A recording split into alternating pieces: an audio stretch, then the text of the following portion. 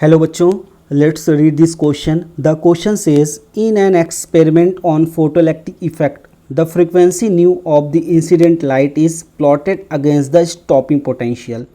The work function of the photoelectric surface is given by E is electronic charge. तो यहाँ पे graph है stopping potential और incident frequency के बीच. तो हमें यहाँ पे इस ग्राफ में वर्क फंक्शन कैलकुलेट करना है. तो फर्स्ट ऑप्शन यहाँ पे है O B into small e in electron volt. Second option is O B in volt. Third option is O A in electron volt and the fourth option is the slope of line A B. तो इस question को solve करने से पहले कुछ की concept यहाँ पे डिस्कस कर लेते हैं. की कंसेप्ट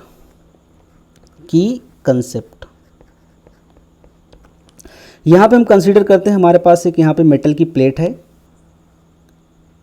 ये एक मेटल की प्लेट हो गई और इस मेटल की प्लेट पे यहाँ पे क्या है, फ्री इलेक्ट्रॉन है. क्या है, फ्री इलेक्ट्रॉन. और इस मेटल प्लेट का जो वर्क फंक्शन है वो कितना है, φ0. तो यहाँ पे वर्क फंक्शन क्या होता है, इस मेटल प्लेट से इलेक्ट्रॉन को बाहर निकालने के लिए जितनी मिनिमम एनर्जी की रिक्वायरमेंट होती है उसे हम यहाँ पे वर्क फंक्शन बोलते हैं. अब यहाँ पे हम लोग फोटोन का इंसिडेंट कराएंगे. तो जो फोटोन यहाँ पे इंसिडेंट करा रहे हैं उस फोटोन की यहाँ पे एनर्जी कितनी है, h न्यू. तो एक फोटोन एक बार में केवल एक ही इलेक्ट्रॉन निकाल सकता है. अब अगर ये इंसिडेंट एनर्जी अगर वर्क फंक्शन से ज़्यादा हो गई तो यहाँ से इलेक्ट्रॉन क्या हो जाएगा, इजेक्ट हो जाएगा. जो इलेक्ट्रॉन यहाँ पे इजेक्ट होता है उसको हम लोग क्या नाम देते हैं, फोटो इलेक्ट्रॉन. और इस फोटो इलेक्ट्रॉन की जो मैक्सिमम काइनेटिक एनर्जी होगी उसको लिखेंगे यहाँ पे हम लोग के मैक्स से. अब यहाँ पे जो इंसिडेंट एनर्जी है ये दो पार्ट में डिवाइड होती है. पहला, वर्क फंक्शन में कुछ एनर्जी खर्च हो जाती है और जो एनर्जी बचती है वो इलेक्ट्रॉन को यहाँ पे काइनेटिक एनर्जी प्रोवाइड करती है. तो ये हो गया हमारा E equal to phi nought plus K max. अब यहाँ से के मैक्स की वैल्यू कैलकुलेट करते हैं. तो के मैक्स की वैल्यू यहाँ से आ जाएगी K max equal to E minus phi nought, या के मैक्स को हम लोग लिख सकते हैं ई वी नॉट. क्या लिख सकते हैं, ई वी नॉट. ई यहाँ पे क्या है, इलेक्ट्रॉनिक चार्ज, और वी नॉट यहाँ पे स्टॉपिंग पोटेंशियल. ये हो जाएगा ई को लिख सकते हैं यहाँ पे एच न्यू और ये हो जाएगा फाई नॉट. तो यहाँ से अगर वी नॉट की वैल्यू कैलकुलेट करेंगे तो वी नॉट की वैल्यू आ जाएगी h nu divide by e minus phi not divide by e. तो यहाँ से ये स्टॉपिंग पोटेंशियल और इंसिडेंट फ्रिक्वेंसी के बीच में यहाँ पे एक रिलेशन आ गया. अब इसकी कंसेप्ट की हेल्प से इस क्वेश्चन को अब सॉल्व करते हैं.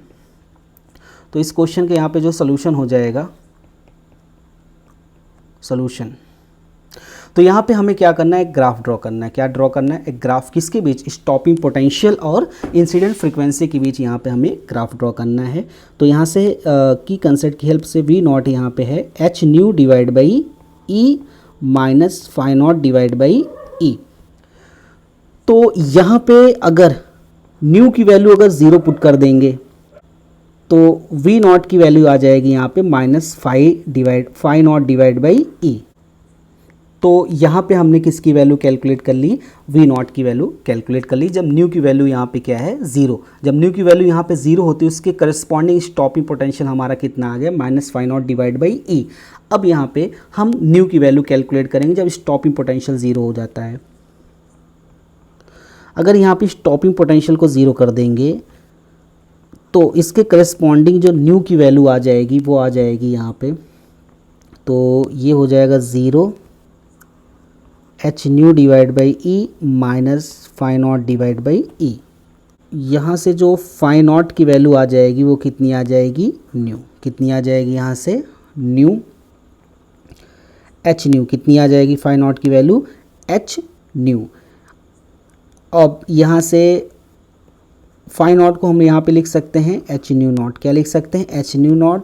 तो यहाँ पे न्यू नॉट क्या है, थ्रेशोल्ड फ्रिक्वेंसी. तो यहाँ से जो न्यू की वैल्यू आ गई, यहाँ से जो न्यू की वैल्यू कैलकुलेट की गई वो आ गई न्यू नॉट. कितनी आ गई, न्यू नॉट. यानी जब स्टॉपिंग पोटेंशियल यहाँ पे 0 होता है तो इंसिडेंट फ्रिक्वेंसी की वैल्यू यहाँ पे कितनी आ गई, न्यू नॉट. अब यहाँ पे ग्राफ ड्रॉ करते हैं. तो ये है एक्स एक्सिस और ये क्या है, वाई एक्सिस, और ये ओरिजिन है. तो वाई एक्सिस में यहाँ पे स्टॉपिंग पोटेंशियल रखेंगे और एक्स एक्सिस में यहाँ पे क्या है, इंसिडेंट फ्रिक्वेंसी है.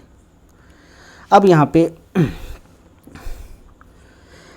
पे अगर न्यू की वैल्यू 0 है, अगर यहाँ पे न्यू की वैल्यू क्या है, 0, उसके करस्पॉन्डिंग यहाँ पे स्टॉपिंग पोटेंशियल कितना है, minus five naught divide by e. तो यहाँ पे ये आ जाएगा five naught divide by e, ये आ गई वैल्यू स्टॉपिंग पोटेंशियल की, जब इसके करस्पॉन्डिंग न्यू नॉट की वैल्यू क्या है, सॉरी न्यू की वैल्यू यहाँ पे कितना है, 0। इस पॉइंट को नाम यहाँ पे रख देते हैं बी।